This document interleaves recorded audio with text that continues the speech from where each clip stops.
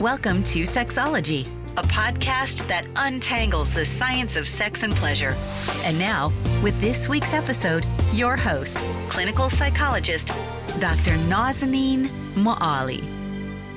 Hello there. Welcome back to episode 288 of Sexology Podcast. I'm your host, Dr. Nazanin Moali. And as always, I am super excited that you're tuning into our channel today.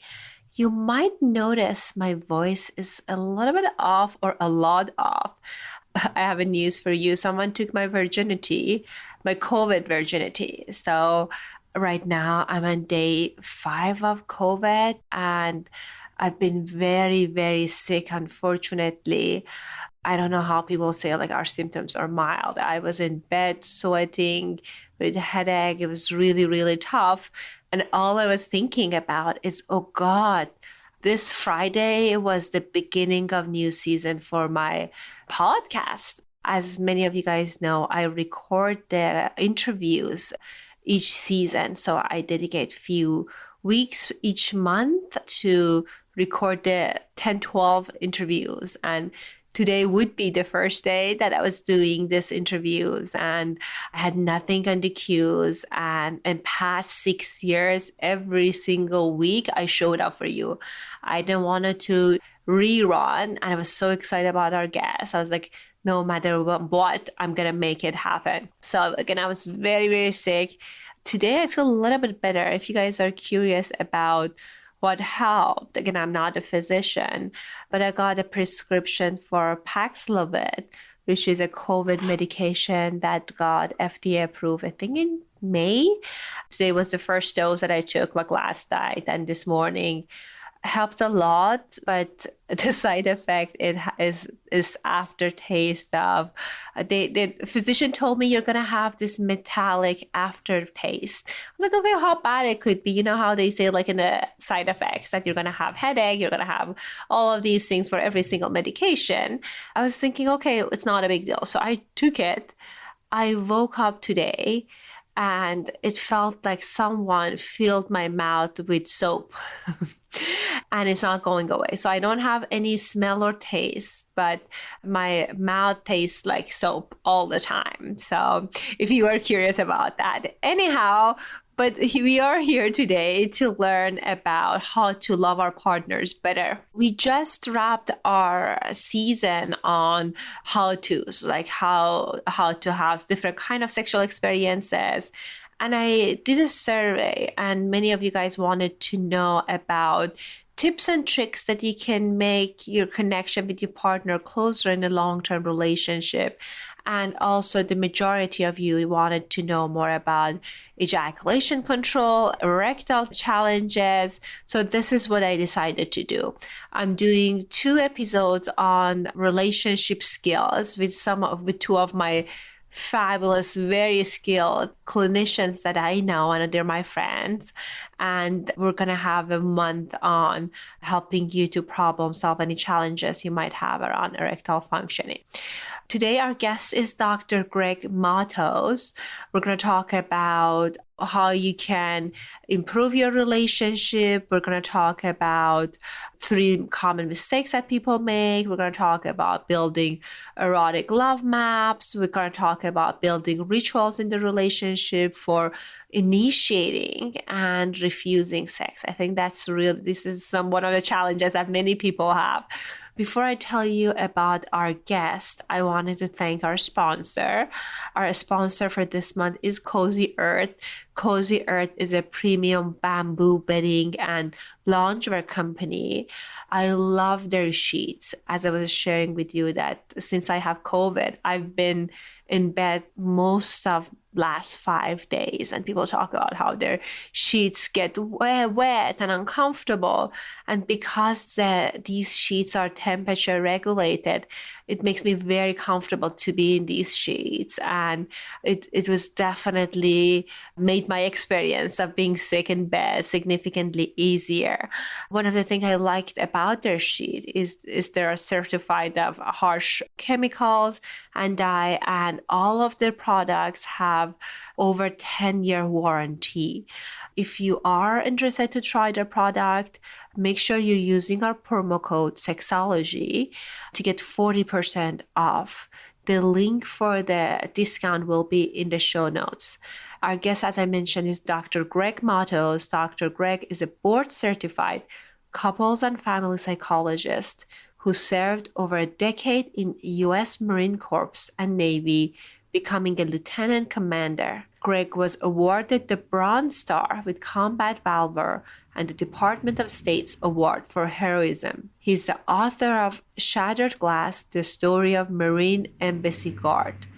After the military, Dr. Greg began specializing in systems work and Gottman Method couples therapy. He founded a charity on TikTok to share science-based advice on love and life with his 40,000 audience member. You can join him for a casual chat and mindful breathing every day on TikTok. I love his TikTok. I've been part of these live morning chats. All right, without further ado, here's my conversation with Dr. Greg Matos. Hello and welcome back to another episode of Sexology Podcast. I am so excited and honored to invite and have Dr. Greg Matos on our show. Dr. Greg is a couple and family psychologist. He has multiple training in Gottman Method, and he was also, he's a retired Marine. I know Marine are very sensitive about this term. Is the retired, right? I'm not retired. No, and cheers to all of my fellow service members out there who have actually spent 20 years or 18 or 20 or 20. But no, I'm not retired. I did spend 11 years on some active and some reserve time. Yeah. Well, tell us a little bit more about yourself. I watched your videos and of course we're a friend. And every time you share something about yourself, I get very surprised because when people tell me like, oh, say something exciting about yourself, I say, oh, I like a romance novel. But for you, it's so many different interesting stories. So tell us a little bit about yourself. Yeah, right now I'm talking to you from Faial in the Azores, Portugal, because I have the good fortune that, my family, my mother and father's family came from these islands. And so it was here actually that I decided to join the United States Marine Corps randomly because my prefrontal cortex wasn't fully developed. I was 18 and maybe I was inspired. I don't know. There might've been some inspiration there. And I served in the Marine Corps and I protected U.S. embassies and consulates overseas in Turkey, Saudi Arabia, and India. And then I went back to Boston, became a psychologist like yourself, and decided to go back on active duty. And because, there's a certain kind of people I want to work with, right? You like to work with certain kind of people, right? and so then I went back on active duty and ended up becoming a lieutenant commander in the U.S. Navy, and later got out, transitioned to the VA, and I led a mental health team in Boston at the Boston Vet Center, helping my fellow combat veterans out and their families, very importantly, not because listen, we talk a big game about making sure that families are taken care of, military families, veterans. We talk a big game about that, but at the vet centers, which is free, this is VA. There's 300 vet centers all across the country. You can get free couples and sex therapy there. And if they can't give it to you there, they'll get you somewhere. I think that's an amazing thing, by the way. Anyway, that's my story. And you can see how I am. Service is at the core of my existence. And that's why I'm pitching free resources at the VA right now. Amazing. What a great and important service, because I have close friends that their partner served at different organizations, and they're kind of coming back, reconnecting sexually at times. It can be very challenging. So it's wonderful to hear that VA offers that services. Yeah, absolutely. We can think about, and I'm hoping we're going to talk about all sorts of delicious things today, but in general, we know that trauma is a big, hamper on sexual energy, activity, connection, and all these things. So if any of your listeners out there, you don't have to have trauma from combat. You can have trauma from a million different things. We know, unfortunately, it's very important to be able to meet with somebody like you, Dr. Nazni. I mean, first of all, no one is going to get to meet with you anyway, because you're gold. I mean, no, seriously, so you're gold. Listen, I was just making a TikTok the other day. I was talking about this. How do you find people with the level of expertise that you have? I mean, it's very hard to find. But if you want to just generic sex therapy, you can come, to talk to somebody like me or come to a Better Love Project to one of our free live chats and talk about it. You got to be able to connect. You got to be able to connect emotionally. There's so many reasons why people aren't. Absolutely. And I love the fact that you started this organization.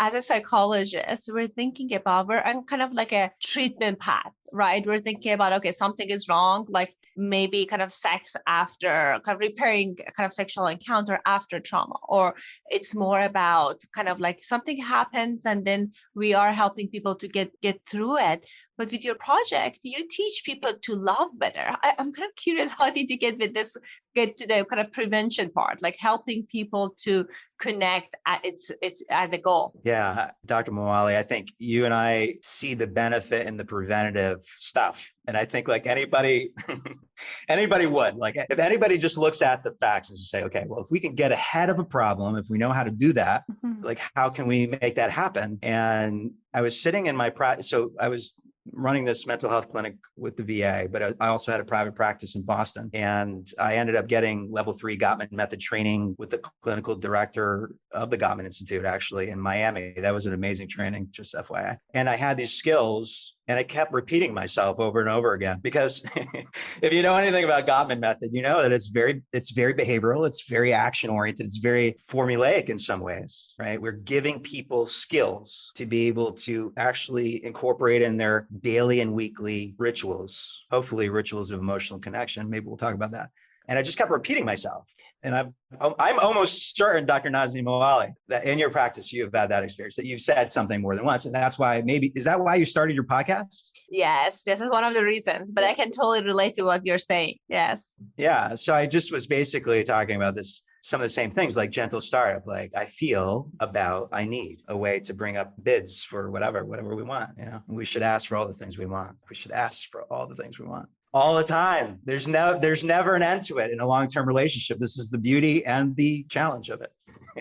But anyway, yes, that's the art. And I love that the Gottman, they teach the skills, because so many people are missing the skills. So go ahead. Oh, I just wanted to say that I think specifically there's just these core things. The Gottmans talk about the sound relationship house theory, and they, break some of the stuff down. And we were briefly talking about this idea of erotic love maps, which I think is a super awesome improvement on love maps, by the way. You're going to have to you might have to trademark that. But anyway, love maps are one element of friendship, which is in that whole theory. But when I look at that and I say, if I want to help prevent problems, like how do I get ahead of the game? Well, let's reach out to people when they're in college or in the military, when they're like 8, And so my audience, I've got 40,000 followers on TikTok and elsewhere. And we've got folks who are between the age of 25 and 45, right? So we've got people in college, coming out of college. Why don't we help people figure shit out then? Like, how do we help people communicate what their core needs are? How do we help people set boundaries and actually demand emotional validation? Sometimes you need to do that. How do we help people share influence? How do we help people create shared meaning? These are the core elements of the Gottman's method that I talk about at a Better Love Project, and we're helping people. They're feeling it. They're feeling it. Beautiful. I think no one teach. I think at least I can talk about myself. Like I didn't learn about these specific techniques in family of origin, right? Like your parents have their own skills that they learn from their grandparents. And I think if you really want to upgrade your love languages, love connection, I think it's important to cultivate these skills. Well, tell us, what do you think is the secret for having good sexual experiences in long-term relationship? I know it's a purely opinion, but I think there's so many answers to that. Yeah. I love that question. And I hope to give you an ample answer. Okay. Well, if I can just kind of pull back for a second and reference our previous conversation earlier, or last week, I should say, on TikTok live with my live audience, by the way. You were awesome. And they loved you. Thank you. Yeah. But we were talking about defining love, and we were talking about this idea of love and sex. And you had said to me, which this is what I was thinking about. So can I just talk about this? Yes. This idea of long-term relationships and how, sometimes 20 to 50% of marriages, you said, were sexless. Right. Okay. And then you were talking about this idea of love, and you said that there is love in many of those relationships, right? But not sex. Obviously,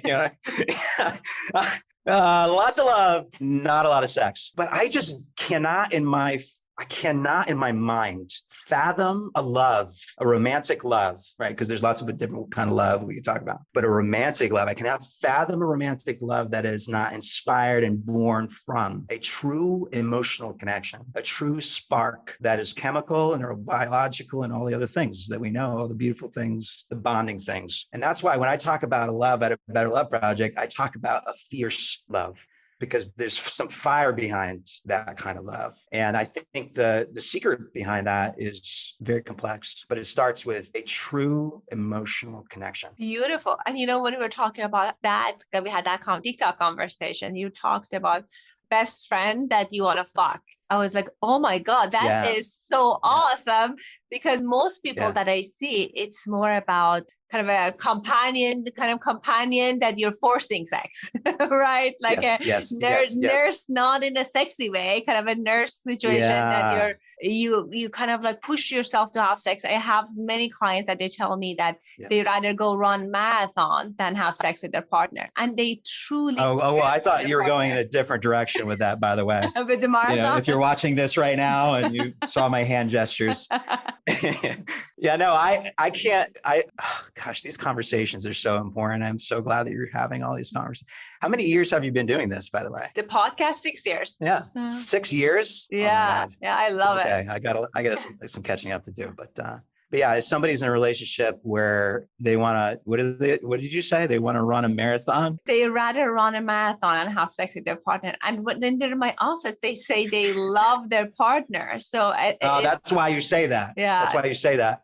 But okay, can we jump into that situation real quick? And just to talk about this, is that, let's just say I'm the man, and you're working with mostly heterosexual people, right? Okay. Yes, heterosexual people in a long-term relationship. These are my people. And my people at a Better Love Project are mostly single women who are moms, but we also have a lot of couples. All of these folks who I connect with on a daily basis talk about love are mostly heterosexual, mostly interested in a long-term monogamous relationship. But if anyone's listening to this for the last 6 years, Dr. Nazanin is all about good sex in all the different ways. Yes, right? yes. Yeah. But anyway, what were you talking about? I went on a tangent. Well, we were talking about the couple that the partner rather want to kind of run a marathon than have sex with the partner. Yeah. Okay. Well, let me think about that. Thank you for the reminder. I'm thinking about it from the guy's perspective. This is a heterosexual couple. This person wants to run a marathon, which, by the way, I've run 2 marathons. I love marathons. I wish I may have one more marathon in me, but I'm turning 40 next year, and I think my knees are starting. But anyway, that sounds like an unpleasant thing to you, though, in this scenario. Anyway, why? What's the common reason that people are saying they actually are averse to that experience, that kind of connection? Well, one of the reasons is all the challenges they have outside bedroom. When you don't like your partner, especially for female, kind of a heterosexual relationship or female partner, I don't feel close to you. I don't want to have sex with you. I know some of my male clients, they are able to compartmentalize that, but for many women, it's not the case. Yeah, and the other thing is, I wasn't born with that capability. I grew up with 5. I don't know. I mean, I'm a man. I grew up with 5 older sisters, and but I've never. But anyway, I guess that is a thing, right? I mean, it's happening in a lot of relationships. There's a disconnection between our emotional experience of each other and that part of our love, and our physical, sexual, the beautiful, juicy, wonderful, messy things. Yes. And I think the other thing is not being able to talk about it. I think that's one thing that you mentioned earlier that's so important. You like something that's completely common. No, like most people, they What's like a common thing things that people are liking that people are not thinking is common? Interesting. Foot fetishes. I get lots of couples that they kind of feel very what is a foot fetish? I mean, what is it? Define a foot fetish. Like, what is it that people think is weird or whatever? Well, I tell people always, it's any kind of fetishes. Like the person sees the magic in something that someone else doesn't see in it. So it's nothing bad about it. I think like it's great additional thing for your sex life. But people kind of scared that, oh my God, I'm perverted. If I say that to my partner, they will judge me. So there's just so many layers to it, which makes it hard for people to have amazing sex. In a fierce, healthy love, the kind of love that I talk about at the Better Love Project. And I invite all your listeners to come visit us there on TikTok anytime, any day of the week. But anyway, fierce, passionate love is a love has romance and intimacy and closeness, emotional closeness. So like if from that place, there's emotional attunement and there's a desire. I mean, you just want to touch each other. You can't, I'm not trying to paint a picture of a unicorn or unicorns. I don't want to paint that picture because you said this on the TikTok live the other day. You said, yeah, you can have all these other things and it can not go work out sexually. You know what I mean? And that's true. But I think there's a lot of good news out there. People go see people like you, Dr. Nazanin, and others, when they're just nervous about being themselves or just talking about the things that bring them joy, like, I don't know, sucking on a toe. What is it? What do they want to do? What do they want to do with the foot? So many different things, like worship it, suck it, like, I don't know, play with it, masturbate to it. Like there's a galaxy of options, but I don't. Go for it. And again, it could be a kind of additional interesting kind of twist to the sex life that you have if you are open to that. Of course, you don't have to force yourself, or you should never force yourself to do something that you don't want to do. Of course. And a little bit of curiosity can go a long way. But I think kind of like this fear of like, I'm going to get judged can get in the way. By who though? By themselves or their families or their own partner? Like, I don't know. Can they not be vulnerable with their partner? All of that. I'm sure you saw it in your practice as well, that I have people that are in the moment, they had this really bad reaction, negative reaction when the partner disclosed something, or it comes from the culture that this is something horrible and you should not be interested in this. So you already have this internalized shame. You want to talk about it with your partner, they have a reaction. So it can be very complicated as you know. Yeah. Well, that's why I think no sex therapy is done without couples therapy. But unfortunately, a lot of couples therapy across our country is done without sex therapy. I bet your listeners know what I'm talking about, but it's just basically like, it's all connected. You got to be able to address these things. You got to be able, and it's tough because Dr. Nazanin, I've worked with couples where I've done like amazing work with them. And then we get to the last part of the treatment plan. And I'm like, okay, remember we wanted to talk about sex. I'm like, I think we're good there. We're good, Dr. Greg. And I'm like, what? We just did all these other things. Don't you trust me? Can't we do it? No, they don't want to do it. Why do you think they don't want to do it? I don't know. I mean, I question that. I question that often. Partly, I think, I talk about my level of competence all the time, because in a world full of narcissists, there doesn't need to be one more. Okay.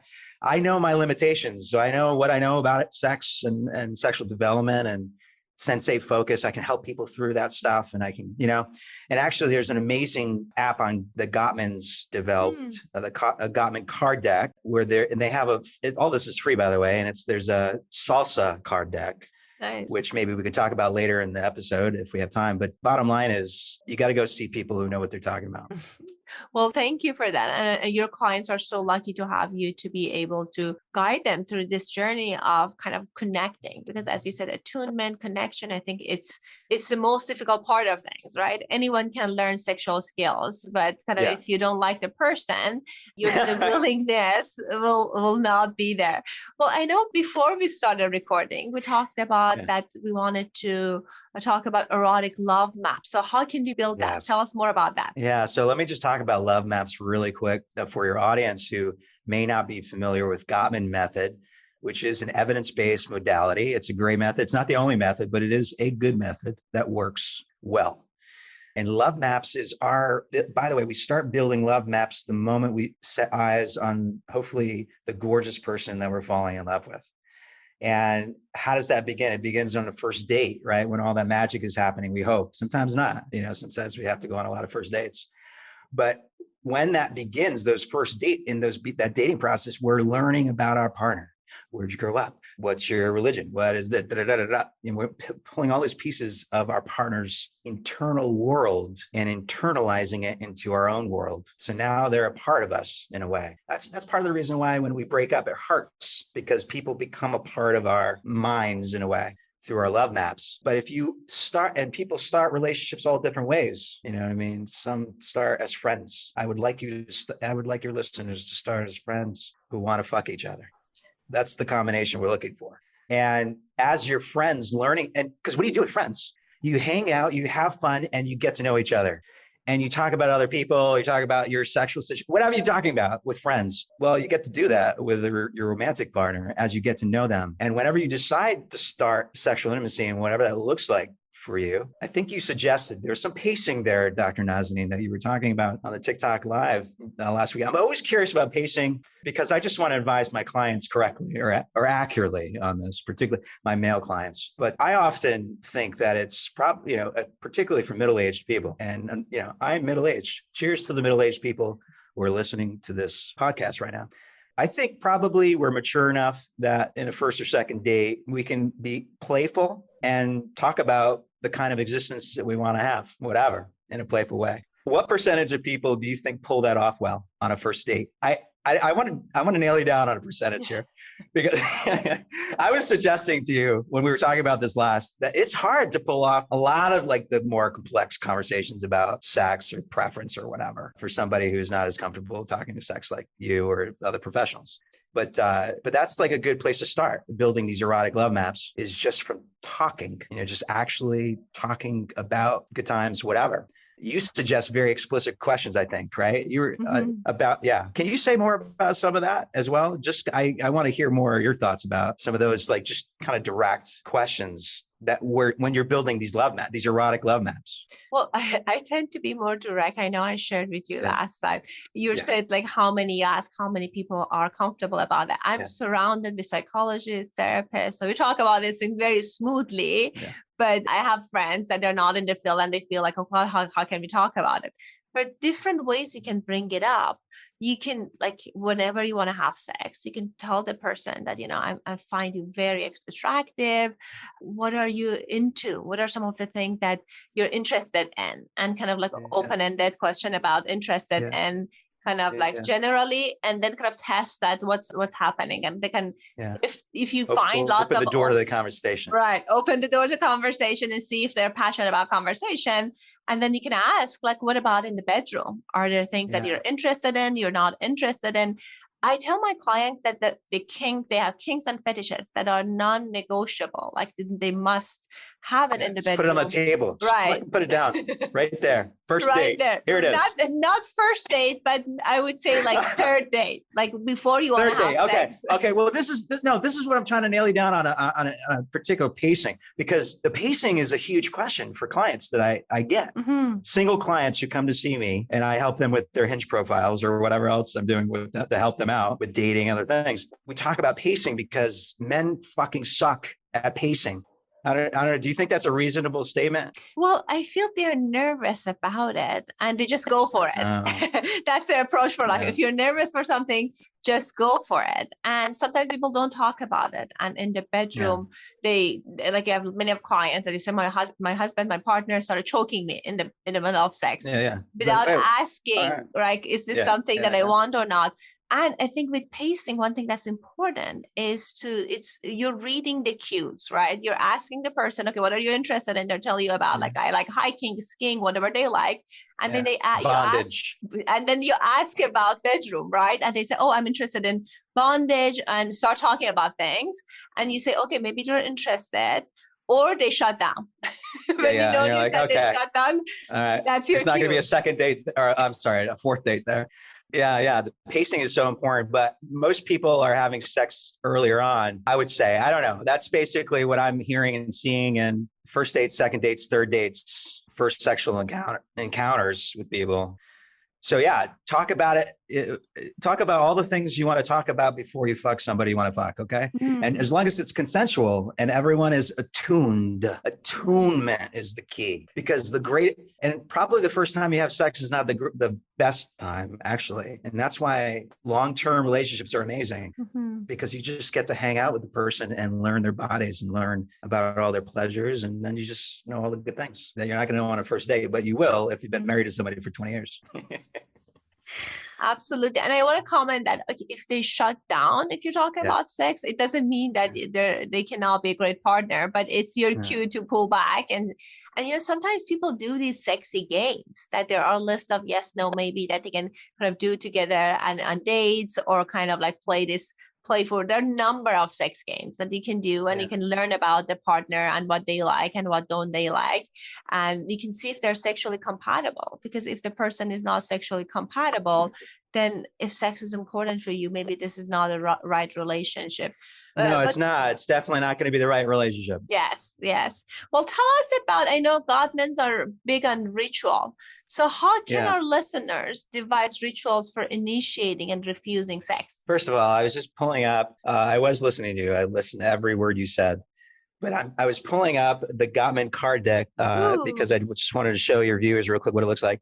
And there's the sex questions here. Oh, they do have a sex question. Yeah. And so and I bring it up because it's kind of related to what you're talking about, the games. Kind of. So then this says, the more you know about your partner sexually, the better lover you'll be and the better sex you'll have.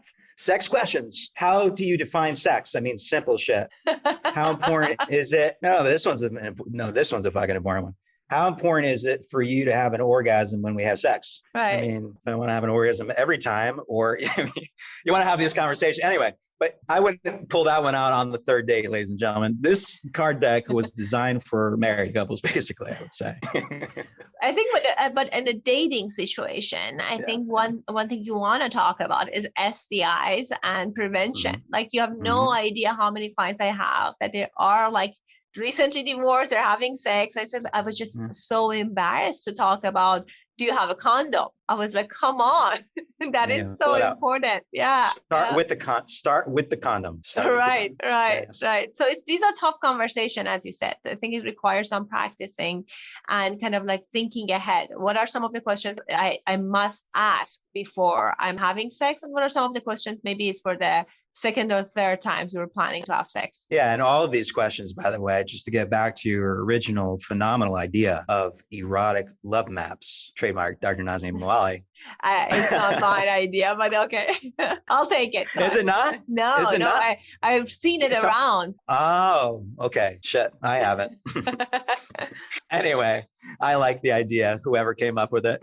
Erotic love maps. All these questions build those love maps, which end up leading to us having relaxed, playful, or whatever kind of sex you want to have better. So you're saying that part of it is understanding your partner and kind of like learning more about that. And that's how you build that erotic kind of love map. Yeah. I mean, a fierce, healthy love is love between two people who legit want to know each other's deepest desires, pleasures, and dreams, and fears and worries and concerns and all those things, and stay emotionally connected to that in a consistent, secure way every day, every week for decades. And you're going to fuck up. You're going to mess up. And that's why the Gottmans have designed a specific conversation called the aftermath of a regrettable incident or fight, which you can use to repair. But yeah, it's all part of the equation of maintaining that intimacy, that sexual intimacy that, again, for me, cannot be divorced from a romantic love. Yeah. Well, you used the term attunement a few times. Of course, like as a therapist, we know about attunement, but tell us more about that for our listeners that they don't know what attunement means. Yeah. So I'll describe the original and see, and you'll probably recognize this, but the original, the Gottmans are just observing couples interacting with each other and behaviorally measuring things and all sorts of coding going on. And they're watching couples. I'm going to give you an example of an effective response to a bid. And that's basically what we're talking about. Because all day long, bids all day long. If you have a phone and your wife has texted you, you've gotten a bid, or vice versa, or whatever. So there's bids happening all the time. Our responsivity to that bid is what is going to give us the magic that we're looking for. So we can actually like the person and not want to run marathons when we don't like marathons. And so in this example, you got a couple sitting on a couch and they're using newspapers, but I'll use a phone just because sometimes, we read on our phone. So if I'm sitting on the couch with my wife, let's say, and something I read on the newspaper, the news comes out, and I turn and I'm like, oh my God, did you see this? And she turns to me like, oh my God, what? That would be an effective response to the bid because it approximated the energy of my bid for attention. And sexual bids are the same thing. And Dr. Nazanin Moali knows all about this, but because she is a certified sex therapist, and you should reach out to her if you need help and listen to this podcast anytime it comes out. But attunement sexually is physical, emotional, and if you believe in spiritual connection, And every point of connection that you make there in this fierce, healthy love that I talk about at Better Love Project, you're able to enhance the immersive experience of the sexual experience. Now, some people don't like sex like that. I get it. That's the kind of sex I like. And most of my clients like is an immersive experience where you kind of just get lost in it because it's so good. So that's the kind of, and I got off the tangent, but basically getting back to the bids, to effectively respond to bids is to be emotionally attuned. And the masters at long-term relationships respond effectively to 80% of their partner's bids. The masters. Many of your listeners are not in relationships with the masters. Some of your listeners may be in relationship with toxic people, but at a Better Love Project, we talk about the masters, the people who are really they're rocking out at life. You know what I mean? They're having amazing sex and freedom. They love the people they're with, and they're pain sometimes, and we don't like them, and we get into fights, and we have to repair and all the things. But that is two people going through life together. Yeah. And we're helping people do that better. What a beautiful explanation. And perhaps I wonder, our listeners, they think about that is something that you're born with, like attunement, with your partner. But I remember many years ago, I went to this Gottman's training, and there was a conference, Evolution of Psychotherapy, and he was talking about how he was divorced multiple times. So he wasn't actually great at this. This is something that he learned. So, and he created this so we all can learn it. I guess, I hope so. Is that something that we all can learn? Absolutely, 100%. And John and Julie Gottman actually believe in the democratization of their research and work. And that's why I appreciate that is the legacy of their love, by the way. That is the legacy of their love. I think what a great love story that is, to have trained me and all these other people in this method that helps people actually love each other better and have better sex. What was the question? What was the original question you got? Did I answer the question? Yes. I love all of these additions to the question. This is our last question. And I want to kind of like quickly talk about ritual, because I know in Gottman's rituals are huge. Tell us, how can people devise rituals for initiating and refusing sex? Yeah, initiating and refusing sex, both important things. First of all, initiate clearly. In any of your rituals, by the way, initiate clearly and refuse gently. I think that's what the Gottmans might say about that in terms of their language. I would just give it, if most of your listeners are married and long-term relationships, I would just give everybody, let's give the team a win by actually just setting a day aside or a night aside for a date. Now we've set aside this time where, when I'm there, I'm with you. Like, I am focused on you. You have all of my attention. And we're going to have fun. We have fun, do whatever. And then we know, because this ritual of emotional connection, which is a weekly date night, the Gottmans suggest that, or date lunch or date picnic or date a million other things you can do with your spouse or loved one. Now you're in a space where, okay, we may actually now initiate sex, but actually being in that space conducive to sex in a routine manner is so, so important, right? So beyond scheduling sex, beyond that, schedule the time to emotionally connect in a way that you will have fun sex. I think that's my answer to your question. Amazing. I love the kind of like initiate clearly part as well, because sometimes we kind of ask what we don't want to ask, and our partner is not missing it. So that's not helpful. I have millions of other questions, but I also know that you have this wonderful channels and organization that you give free advice. Like, I haven't seen anyone giving this many free advice. Usually the idea is like you give like 10% and people come by the rest of 90%. So tell us, how can people get a hold of you? How can they get access to these trainings that you offer? Yeah, I would love folks to just come hang out with me. I do a casual science-based chat about love on TikTok at a Better Love Project. And so folks just want to come hang out and chat about love. And obviously, there's maybe 40 or 50 other people there, at least, if not 100. And we're reaching lots of people. But come to TikTok. That's where I am. And now my creative team, we've got some interns coming on now. And so things are looking up. We're helping a lot of people. Awesome. So the link to Dr. Greg's TikTok going to be on the show notes. His organization going to be on the show notes. Donate if you can. And thank you so much for coming on the show. It's always a pleasure to have a conversation with you. Dr. Nazanin, this was a true honor. I really appreciate it. I really enjoyed our conversation. It's always a treat to have Dr. Greg on our show.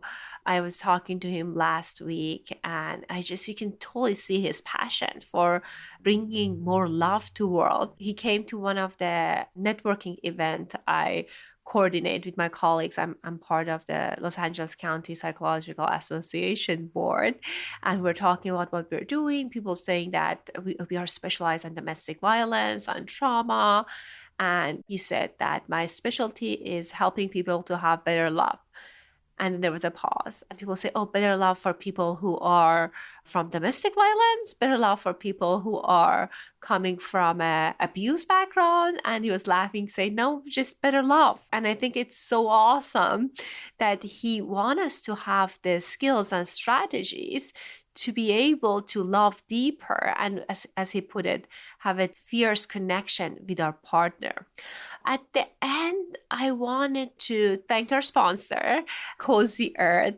I've been wearing their PJ in past 5 days since I'm in bed all the time. And as you probably heard, sometimes when you get COVID, you get a skin sensitivity. And their PJ has been the only thing I've been wearing that's just so soft. And it's whenever you wash it, it looks great. Like the color doesn't fade. And I encourage you to make sure that you get yourself their sheet and PJ if you value your sleep and you value your comfort. I love their product. If you want to use our promo code, which is Sexology, you get 40% off. The link is in the show notes. And if you want to show us love and show us that you care for this podcast, if you have 2 minutes, please make sure and write us a review on our iTunes or wherever you listen to this podcast.